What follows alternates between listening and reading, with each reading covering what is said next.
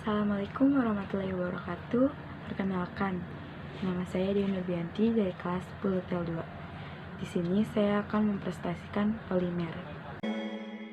Apa itu polimer? Polimer adalah material dengan bentuk rantai molekul panjang dan berulang, dihasilkan dari proses polimerisasi. Material ini memiliki banyak macam dan setiapnya memiliki karakteristik berbeda, tergantung pada tipe molekul yang membentuk dan bagaimana proses pembentukannya. Beberapa polimer memiliki sifat lentur seperti karet dan polyester, sedangkan beberapa lainnya keras dan kuat seperti kaca dan epoksi. Polimer merupakan salah satu material yang sangat lekat dengan berbagai aspek di kehidupan modern. Besar kemungkinan Anda pernah menggunakan produk yang terbentuk dari polimer. Banyak barang-barang sering digunakan sehari-hari terbuat dari bahan polimer, misalnya botol minum plastik, ban, dan alat-alat elektronik. Struktur polimer. Berdasarkan strukturnya, polimer dibedakan atas 3. 1. Polimer liner. Polimer liner terdiri dari rantai panjang atom-atom kerangkanya yang dapat mengakibat gugus substituen. Polimer ini biasanya dapat larut dalam beberapa pelarut dan dalam keadaan padat terbentuk normal.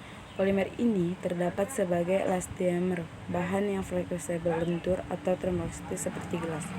Kedua, polimer bercabang. Polimer bercabang dapat divisualisasi sebagai polimer liner, sebagai percabangan pada struktur dasar yang sama sebagai rantai utama. Ketiga, polimer jaringan 3 dimensi. Polimer jaringan 3 dimensi adalah polimer dengan ikatan kimianya terdapat antara rantai. Bahan ini biasanya digembungkan oleh pelarut tetapi tidak sampai larut. Ketidaklarut ini dapat digunakan sebagai kriteria dari struktur jaringan. Makin besar persen sambung silang (throttling), makin kecil jumlah penggabungannya (splitting). Jika derajat sambung silang cukup tinggi, polimer dapat menjadi kaku. Titik lelah tinggi padat yang tak dapat digembungkan, misalnya intan, diamond. Tata nama polimer. Polisterina.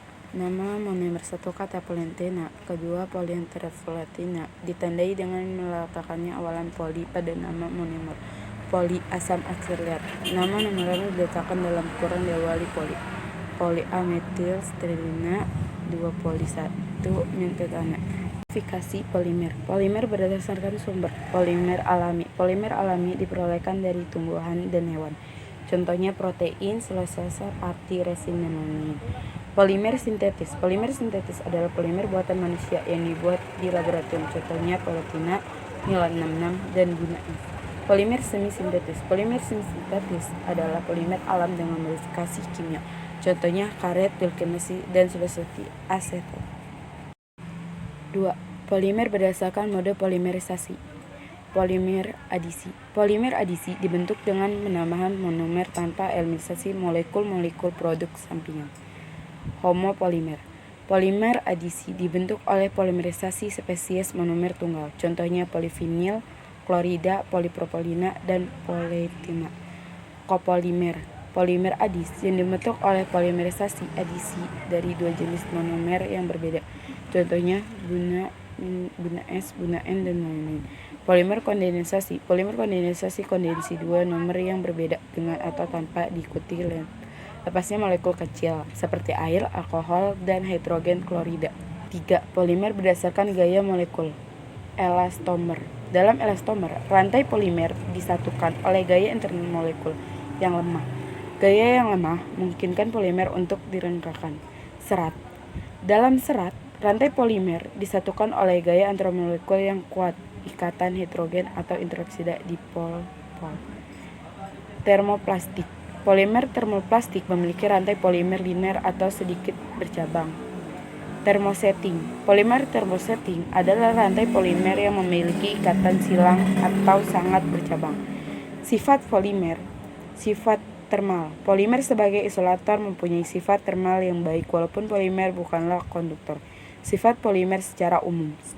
Sifat kelenturan. Karena sifatnya lentur, polimer mudah diolah menjadi produk yang diinginkan. Sifat ketahanan terhadap mikroorganisme. Sifat ketahanan terhadap mikroorganisme ini biasanya dipunyai oleh polimer sintetis. Sedangkan polimer alam seperti sutra, wool, dan polimer alam lainnya tidak tahan terhadap mikroorganisme. Sifat lainnya. Sifat lain yang dipunyai polimer diantaranya yakni sebagai berikut. Ringan dalam artian rasio bobot volume kecil, tahan korosi dan kerusakan terhadap lingkungan yang agresif. Dimensinya stabil karena memiliki berat molekul besar dan lainnya. Kegunaan polimer. Plastik polietilenena yang digunakan untuk botol yang bersifat fleksibel, plastik pembungkus dan instalator listrik. PFC digunakan dalam pembuatan pipa dan pelapisan lantai. Lalu ada polimer berjenis teflon yang umumnya menjadi bahan baku pembuatan alat penggorengan, tangki bahan kimia. Karet berjenis neoprona digunakan dalam membentuk selelang karet, sol sepatu, sarung tangan. Serat sintetis jenis nilon 66 banyak digunakan untuk bahan baku tenda, karpet hingga jala. Dampak negatif dalam kehidupan sehari-hari. Bahan polimer dapat menghasilkan karinogenik penyebab kanker pada makanan yang dibungkus oleh bahan polimer. Polimer sulit diuraikan oleh mikroorganisme dan membutuhkan waktu hingga ratusan tahun hanya untuk menguraikan satu polimer, menyebabkan gangguan kesehatan dan sangat mudah terbakar. Oke, thank you for watching. Bye. Assalamualaikum warahmatullahi wabarakatuh.